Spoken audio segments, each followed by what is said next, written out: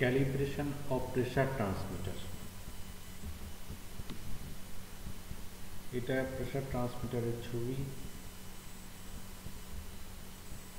আর এই ক্যালিব্রেশন করতে গেলে কি কি আইটেম লিস্ট দরকার সেটা একবার দেখে নাও। Pressure transmitter, master pressure gauge, pressure comparator, 24 volt DC power supply source, digital multimeter, toolkit box, connecting wire. আর যেখানে কাজ করবে সেই জায়গাটা সেফ জায়গা হওয়া দরকার এবং পরিষ্কার হওয়া দরকার, না হলে কোনো কিছু পড়ে গেলে সেটা খুঁজে পাবে না বা সময় বেশি লাগবে। আর একটা যেটা খুব দরকারি সেটা হচ্ছে খাতা পেন সবসময় কাছে রাখবে, আর সেটাকে যে কাজ করবে সেটা নোট ডাউন করবে, সেটাকে ড্রয়িং করে নেবে, আর কোথা থেকে বা কীভাবে কাজটা হচ্ছে স্টেপ বাই স্টেপ লিখে রাখবে। এবার দেখো ক্যালিব্রেশনটা কিভাবে করতে হয় আমি দেখাচ্ছি। কানেকশানটা তোমরা দেখে নাও, ছবির মাধ্যমে তোমরা দেখে নাও কানেকশানটা। আমি ক্যালিব্রেশনটা ভালো করে তোমাদের বুঝিয়ে দিচ্ছি। Pressure transmitter, comparator, hand pump comparator, 24 volt DC power supply, multimeter, digital multimeter, plus ট্রান্সমিটারের প্লাস মাইনাস, এটা হচ্ছে ব্যাক কভার খুললে এটা এই কানেকশানটা পাবে ডিটেলটা। তাহলে আমি টিউব কানেকশানটা করে নিচ্ছি। কম্পারেটর আর হচ্ছে তোমার ট্রান্সমিটারের মাঝখানে বলে দেওয়া হলো এটা হচ্ছে নিউমেটিক প্রেশার, আর এখানে তুমি ওয়াটার প্রেশার বা অয়েল প্রেশারও তুমি ইউজ করতে পারো ট্রান্সমিটার। অর্থাৎ যেখানে তুমি প্রেশার মেজার করবে সেখানেই এই ট্রান্সমিটার, প্রেশার ট্রান্সমিটার ইউজ করা যাবে। এবার তোমার কানেক্টিং ওয়্যার দেখো, আমি ট্রান্সমিটারের সঙ্গে ডিসি পাওয়ার সাপ্লাইটা কানেক্ট করছি।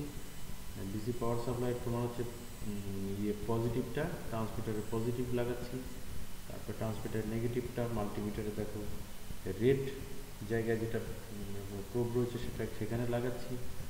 আর হচ্ছে তোমার 24 ভোল্ট পাওয়ার সাপ্লাইয়ের নেগেটিভটা আমি কী করছি মাল্টিমিটারের কমন প্রোবটায় লাগাচ্ছি। এবার দেখো তাহলে কী করছি, এই সাপ্লাইটা আমাকে ফিক্স রাখতে হবে, 24 ভোল্ট সাপ্লাইটা ফিক্স রাখতে হচ্ছে, ফিক্স করছি। আর এই ট্রান্সমিটার মাল্টিমিটারের যে নবটা আছে, সিলেক্টার যে সুইচটা আছে সেটা মিলি অ্যাম্পিয়ারে সিলেক্ট করবো, আর সেটা অবশ্যই 20 মিলিয়ামস এবং তার জন্য ভ্যালুটা বেশি হওয়া প্রয়োজন। 20 মিলিয়ামসের কম ভ্যালুতে সিলেক্ট করবে না। এই প্রেশার ট্রান্সমিটারের কি আছে, একটা জিরো পট আছে, জিরো অ্যাডজাস্টমেন্ট করার জন্য একটা জিরো পট আছে, আর একটা হচ্ছে তোমার স্প্যান, তার মানে ফুল রেঞ্জ ম্যাক্সিমাম যে প্রেশারটা আছে সেটা অ্যাডজাস্ট করার জন্য একটা স্প্যান, পুশ বটন হতে পারে বা স্ক্রুর মতো হতে পারে, যেটা কিনা তুমি জুয়েলারি স্ক্রু ড্রাইভারটা দিয়ে ঘোরাতে পারবে। আচ্ছা, ক্যালিব্রেটেড প্রেশার রেঞ্জ কত? 0 to 10 কেজি। তার মানে এইখানে আমি 0 to 10 কেজি, এখান থেকে 0 to 10 কেজি প্রেশার এই ট্রান্সমিটারকে দেব। দেখো তার সঙ্গে কি এই যে অ্যাপ্লাইড প্রেশার ইনপুট, তার মানে ট্রান্সমিটারের ইনপুট প্রেশার হচ্ছে 0 to 10 কেজি আর আউটপুট হচ্ছে 4 to 20 মিলিয়াম। এই ট্রান্সমিটারটা আউটপুট দেবে 4 to 20 মিলিয়াম, আর সেই 4 to 20 মিলিয়াম কিসে দেখাবে? এই মাল্টিমিটার ডিসপ্লেতে দেখাবে। অর্থাৎ প্রেশার 0-র সঙ্গে আউটপুট 4 মিলিয়াম, আবার প্রেশার 10 কেজি, মানে ম্যাক্সিমাম প্রেশার দিয়ে প্যান অ্যাডজাস্ট করে 20 মিলিয়ামসে সেট করবো। এটাই হচ্ছে ক্যালিব্রেশন। এবার দেখি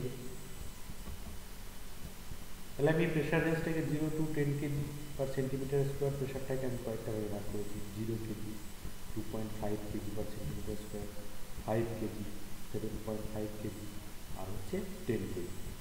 এবার দেখো এটাকে যদি আমি পার্সেন্টেজে যদি ভাগ করি, 0টা যদি 0% করি আর 10টাকে যদি 100% করি, তাহলে 0%, 25%, 50%, 75%, 10%, এই 100%। তাহলে আমি জিরো প্রেশারটা কম্পারেটর দিয়ে জিরো প্রেশার অর্থাৎ কোনো প্রেশারই দিচ্ছি না, সেক্ষেত্রে আমার ট্রান্সমিটার কী করবো, এই শুধুমাত্র জিরোটা অ্যাডজাস্ট করে কি সেট করব, এই 4 মিলিয়ন মাল্টিমিটারে যেন 4 মিলিয়ন শো করে, আমি এই জিরো প্রেশারে জিরো অ্যাডজাস্ট করে শুধুমাত্র জিরোটাকে ঘুরিয়ে এই 4 মিলিয়ন সেট করব। তারপরে কী দেখাবে তাহলে ট্রান্সমিটারটা, 0% দেখাবে, ডিসপ্লেতে দেখাবে 0%। তারপরে কিন্তু আমি ডাইরেক্ট 10 কেজি বা ফুল যে তোমার হচ্ছে যে প্রেশারটা থাকে সেই প্রেশারটাকে আমি কম্পিউটারে দিচ্ছি কত, 10 কেজি পার সেন্টিমিটার স্কোয়ার। তাহলে 10 কেজি পার সেন্টিমিটার স্কোয়ার ট্রান্সমিটারে যখন আমি দেবো তখন শুধুমাত্র স্প্যানটাকে হাঁটবে, শুধুমাত্র স্প্যানটাকে ঘুরিয়ে আমি কি করব, এখানে 20 মিলিয়ন সেট করব, 20 মিলিয়ন সেট করব। বোঝা গেল? তাহলে জিরো প্রেশারে আমি জিরো পট ঘুরিয়ে ট্রান্সমিটারে সেট করব, জিরো পট ঘুরিয়ে সেট করব, মাল্টিমিটারে কত, 4 মিলিয়ন। আবার 10 কেজি প্রেশার দিয়ে শুধুমাত্র স্প্যানে হাত দিয়ে স্প্যান পটটাকে ঘুরিয়ে আমি কী করবো, মাল্টিমিটারে সেট করব 20 মিলিয়ন। তাহলে এই দুটো, তার মানে জিরো আর হচ্ছে স্প্যান, জিরো স্প্যান ঘুরিয়ে আমি জিরোর সঙ্গে 4 মিলিয়ন, আবার 10 কেজির সঙ্গে তোমার 20 মিলিয়ন ম্যাচ করিয়ে দিলাম। আর এটাই হচ্ছে মোটামুটি ক্যালিব্রেশন। এই ম্যাচিং করানোটাই হচ্ছে ক্যালিব্রেশন। যদি হয়ে যায় তাহলে মাঝখানে ভ্যালুগুলো আর খুব একটা বেশি প্রবলেম করে না বা ম্যাচ করে যায় সাধারণত, না করলে সেটা আবার অন্যভাবে অ্যাডজাস্ট করতে হবে। দেখে নাও তাহলে কত দেখাবে, 100%, 20 মিলিয়ন। তাহলে 5 কেজি আমি যখন দেবো তাহলে 50% দেখানো কথা, তাহলে মাল্টিমিটার কত শো করবে, 12 মিলিয়ন, আর ট্রান্সমিটার শো করবে 50%। তাহলে 8 মিলিয়ামসে কত দেখাবে, ট্রান্সমিটার দেখাবে হচ্ছে আমি 25%, কত কেজি প্রেশার দেবো এখানে, 2.5 কেজি প্রেশার দেবো। আবার দেখো 7.5 কেজি প্রেশার দিলে কত দেখাবে, এইখানে দেখানো দরকার 16 মিলিয়ন মাল্টিমিটারে, আর তোমার ট্রান্সমিটারের ডিসপ্লেতে দেখাবে 75%। তাহলে ক্যালিব্রেশন মোটামুটি হয়ে গেল, সবকটা ম্যাচ করে গেল। জিরোতে 4 মিলিয়ন দেখাচ্ছে, আর 10 কেজি প্রেশারে 20 মিলিয়ন দেখাচ্ছে, 5 কেজি প্রেশারে তোমার 12 মিলিয়ন দেখাচ্ছে। আবার 2.5 কেজি প্রেশার যখন আমি দেবো তখন দেখাচ্ছে 8 মিলিয়ন শো করছে। আবার যখন 7.5 কেজি প্রেশার যখন আমি দেবো তখন দেখাচ্ছে 16 মিলিয়ন দেখাচ্ছে।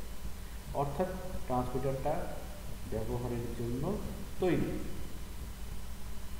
আর এটাকে একটু ব্যবহারিক দিক দিয়ে আমি বলি, ট্রান্সমিটারটা কী হয় যে কোনো একটা প্ল্যান্ট, প্রসেস প্ল্যান্ট বা যেখানে তোমার অটোমেটিক প্ল্যান্টটা চলে সেইখানটায় এই ট্রান্সমিটারের গুরুত্বটা খুব বেশি। আর এই যে প্রেশার প্যারামিটারসের বলা যেতে পারে খুব প্রয়োজনীয় একটা জিনিস হচ্ছে তোমার ইনস্ট্রুমেন্ট হচ্ছে এই প্রেশার ট্রান্সমিটার। ধরো একটা কন্ট্রোল রুম যদি এইখানে থাকে, আর একটা ধরো পাইপ লাইন, যেটার তুমি যে পাইপ লাইনে প্রেশারটা তুমি মেজার করতে পারো, আর সেটা দেখা গেলো 50 মিটার থেকে 100 মিটার দূরে আছে।